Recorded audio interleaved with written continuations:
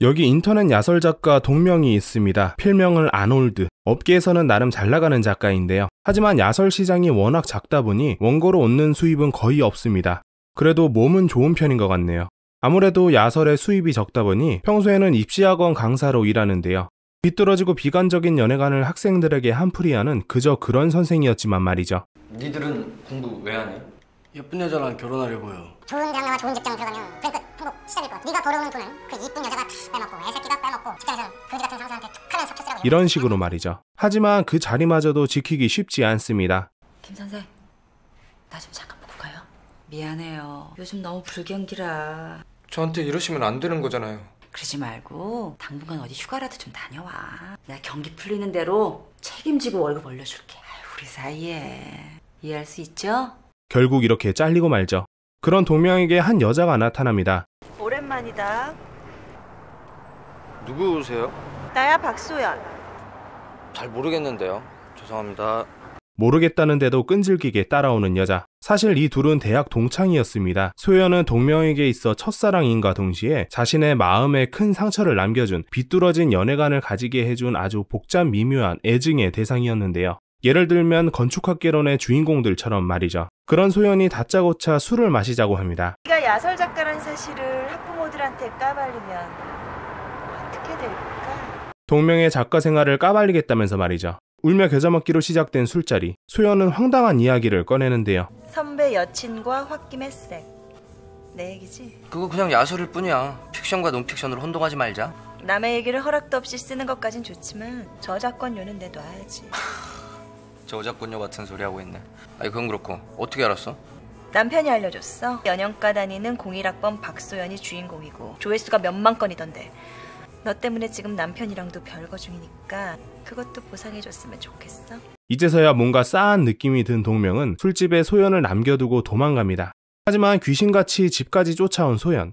결국 집안을 점령하는 데 성공합니다. 소연은 저작권료를 받기 전까지 이 집에 살겠다며 억지를 부리고 결국 둘의 이상한 동거가 시작됩니다. 동명은 그녀를 처음 만났던 때를 회상합니다. 파릇파릇한 대학 새내기 동명. 때는 국문과 강의 시간이었는데요. 교수님이 느닷없이 2인 1조 조별과제를 내십니다. 그건 바로 마음속에만 간직하고 있는 판타지가 담긴 소설을 써오는 것이었죠. 파격적인 주제에 황당해하는 학생들. 하지만 결국 저마다 짝을 지어 교실을 나갑니다. 그 와중에 친구가 없어 홀로 남겨진 동명.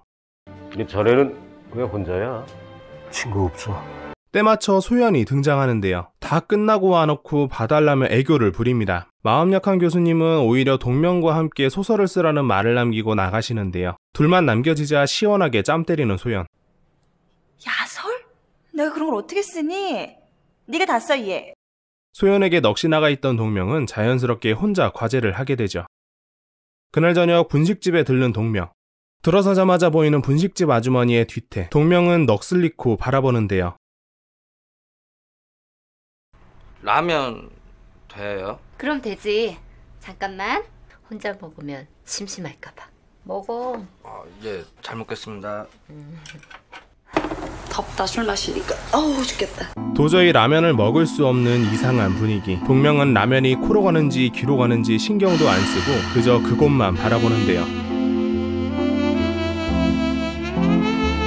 그날 저녁 경험이 없던 동명은 분식집 아줌마를 떠올리며 글을 써내려가는데요.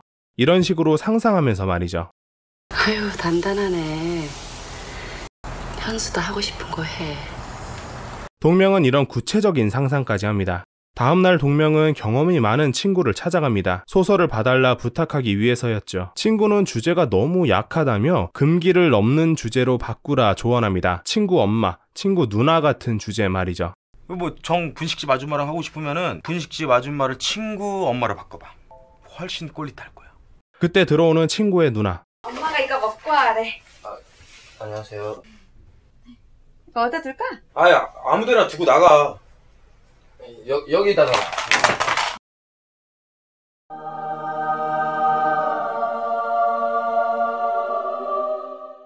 이건 친구라도 선 넘죠. 누나는 옷이 그게 뭐냐?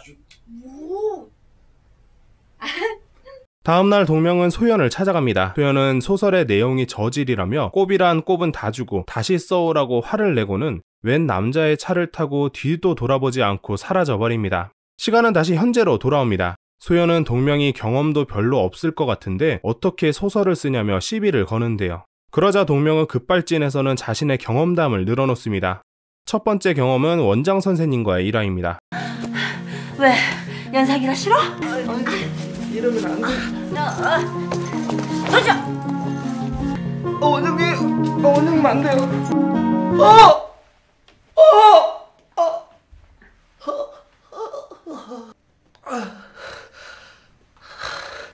에이, 김샌다. 그만 가보세요. 역시 뻥을 늘어놓습니다. 두 번째는 군생활 시절 상사와의 일화입니다. 정말로 너무 아름다우십니다. 실없는 소리 하지 않습니다. 진심입니다. 나이든 여자가 뭐가 그렇게 좋아? 젊은 여자들하고는 다릅니다. 비록 30대시지만 20대 한 트럭가도 바꾸지 않겠습니다. 실없는 소리 하지 말라 그랬지. 내가 중이라고 우스워 보여? 아닙니다. 잠깐 어디 가서 커피 한잔 하시겠습니까? 장난인 줄 아네. 아니, 왜 그러십니까? 영창 가고 싶어? 아닙니다. 잘못했습니다. 두 번째 역시 뻥이었습니다. 세 번째는 아까 그 친구 누나가 과외 선생일 때의 이야기입니다. 동명은 한참 해피타임 중이었는데요. 선생님 왔다.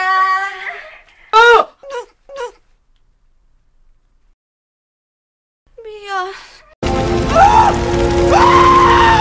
뻔히 보이는 동명의 구라.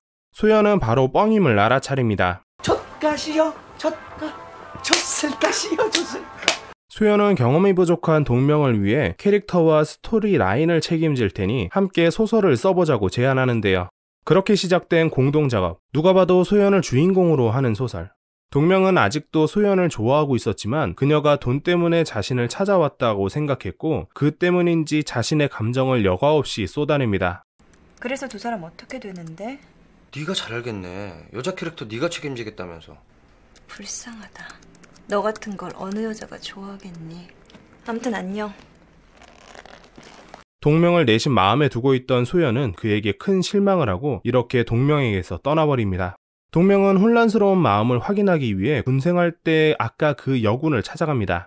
어른답게 다이렉트로 집으로 들어가고 어른답게 갑자기 시작되는 하지만 경험 없는 동명에게 이 상황은 버거워 보이는데요. 설마 벌써? 이거 말이 안 되잖아. 아 미안. 내가 좀 서둘렀나 보네. 제대한 지가 얼마 안 돼가지고. 그런 거 아니라니까요. 바지 젖은 거 같은데 갈아입으러 줄까? 안 젖었습니다. 바짝 말라있거든요. 괜찮아. 갈게요. 일이 생겨서. 라면이라도 먹고 가. 우리 다시 하자. 주인님은 제가 그렇게 쉬워 보이세요? 시점은 다시 과거로 돌아갑니다. 동명이 한 선배의 집에 왔습니다. 갑자기 이상한 제안을 하는 선배. 그건 바로 자신의 여친과 한번 하라는 것. 이 미친놈은 히토미에서 풀어야 할 욕구를 현실에서 실현하기 위해 동명을 부른 것이었죠.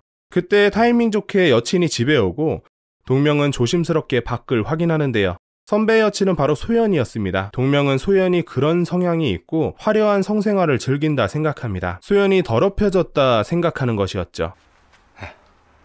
한번 해.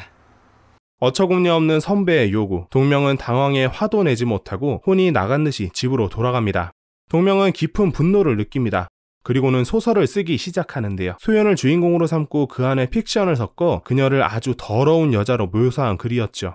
그렇게 다음날이 되고 동명은 소설을 읽어 내려갑니다. 소연을 향한 분노를 여과 없이 써내린 소설이라 부를 수 없는 글뭉치. 동명은 분노를 토해내고 소연은 충격에 굳어버립니다. 잠시 뒤 소연은 동명을 찾아갑니다. 나랑 잠깐 얘기 좀 해. 나는 할 말 없는데요. 아까 그 소설 말이야. 네가 그런 애인 줄 몰랐어. 나는 너 지켜줬는데 선배랑은 별짓 다 했더라. 그렇게 동명은 가버리고 소연은 차가워진 동명을 잡지 못했고 결국 오해만 쌓인 채 이렇게 끝났던 것이었죠. 시점은 다시 현재. 옛일은 어찌됐건 소설 때문에 만난 두 사람. 일얘기 중에 갑자기 등장한 남편. 대학 시절의 그 변태 선배였는데요. 선배는 동명을 반기는가 싶더니 또 히토미스런 이야기를 꺼냅니다. 내 소원 하나만 들어줘. 끝까지 이럴 거야? 그럼 관전 플레이라도. 싫어. 근데 관전 플레이 정도는 괜찮지 않나? 그냥 보기만 하는 거잖아. 싫어 싫다고. 완전 플레이고 다 더러워. 이대로 나가면 불법 가택 침입죄로 경찰에 신고할 거다. 이거 위자료도 못 받을 텐데. 남자끼리 얘기 좀 하시죠. 동명은 이 한방에 병원에 입원합니다. 몸이 약했는지 한참이 흘러 눈을 뜬 동명. 그때 TV에서 자신이 쓴 소설이 나오는데요. 함께 쓴 글은 베스트셀러가 됐고 소연 단독 저자로 발간됐다는 도저히 믿을 수 없는 뉴스네요. 동명은 그녀에게 급히 달려갑니다. 이제 소연은 스타 작가가 되었습니다. 사인회는 발 디딜 틈 없이 북적이는데요. 동명은 따지기 위해 소연에게로 가지만 왜 이게 네 소설이야? 이거 내 거야. 내 거라고. 그저 나중에 얘기하자는 말뿐인 소연. 동명은 어이가 없어 자리를 박차고 나옵니다. 병원으로 돌아와 소설을 읽으며 배신감에 눈물만 흘리는 동명입니다. 그렇게 얼마간의 시간이 흐른 뒤 동명에게 소연이 찾아왔습니다. 네가 어떻게 나를 찾아올 수가 있냐? 네 아설 덕분에 돈을 좀 벌었는데 혼자 쓰기 너무 벅차서. 자랑하려고. 바빠 죽겠는데 자랑하려고 왔겠냐? 좀 타지. 차 좋네.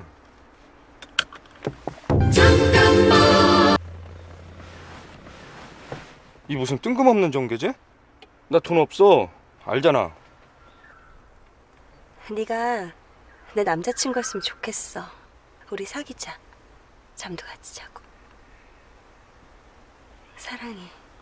아무리 봐도 좀 이상하지만 결과야 어찌 됐던지 간에 자신만 좋으면 된다는 듯 행복해하는 동명의 모습을 보여주며 영화는 막을 내립니다. 저는 구독과 좋아요를 부탁드리지 않습니다. 내가 뭐든지 할게. 이렇게 싹싹 빌게. 구걸합니다. 제발 구독을 눌러주세요. 제발 좋아요도 눌러주세요. 이렇게 구걸합니다. 도와주세요. 행복한 하루가 되셨기를 바라며 이만 물러가도록 하겠습니다. 구독, 좋아요 잊지 말아주세요.